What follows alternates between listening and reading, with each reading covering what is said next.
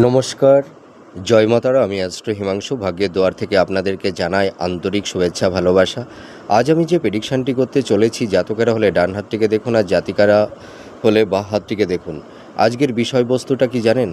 আজকের বিষয়বস্তুটা হচ্ছে যে আপনারা হয়তো অনেকে বুঝতে পারেন না যে আমাদের বিবাহটা কখন হবে, তাড়াতাড়ি হবে না একটু দেরিতে হবে। তা দেখুন, আজকের এই যে প্রশ্ন চিহ্ন, আপনাদের সেই সমস্যার সমাধান আমি ঘটাতে চলেছি।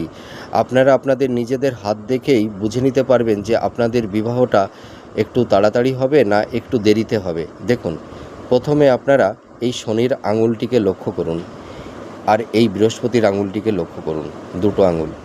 যদি কোনো জাতক জাতিকাদের এই শনির আঙুলটি, এই আঙুলের ওপরের অংশটি, মানে এটা প্রথম পর্ব, এই প্রথম পর্বটি যদি এই বৃহস্পতির আঙুলের দিকে যদি একটু হেলে থাকে বা ঝুঁকে থাকে, কি বললাম, এই শনির আঙুলটির প্রথম পর্ব মানে এই আঙুলের এই যে মানে ডগা, ঠিক আছে, মানে যেটা আপার পোর্শন, এইটা যদি, এই আঙুলটি যদি একটু বৃহস্পতির আঙুলের দিকে একটু হেলে থাকে বা একটু বেঁকে থাকে, তাহলে আপনারা ধরে নিন আপনাদের বিবাহটি খুব তাড়াতাড়ি হবে।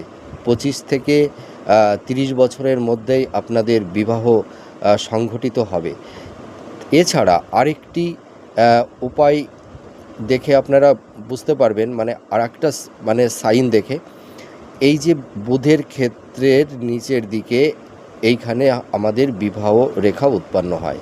তা আপনারা দেখবেন আপনাদের বিবাহ রেখাটি যদি এই যে বুধের এই যে আঙুলের, এটা হচ্ছে তৃতীয় পর্ব, আর এই তৃতীয় পর্বের এইটা হচ্ছে মানে আঙুলের লাস্ট মানে ঘাট, এই যে এইটা দুটো ঘাট, এটা হচ্ছে 3 নাম্বার ঘাট, ঠিক আছে। অর্থাৎ এই বুধের আঙুলের অনেক কাছাকাছি, দেখুন এই বিবাহ রেখাটি এই বুধের আঙুলের অনেকটা কাছে।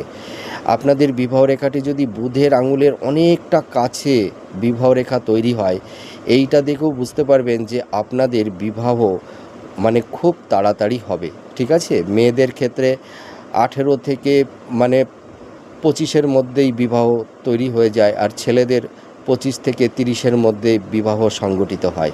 আর এই বিবাহ রেখাটি যত হৃদয় রেখার কাছাকাছি থাকবে তাদের বিবাহটা অনেকটা লেট হবে, ঠিক আছে। তা দেখুন আমার এই প্রেডিকশানটি আপনাদের কতটা ম্যাচ করছে, আপনারা কমেন্ট করে জানাবেন। জয় মাতারা।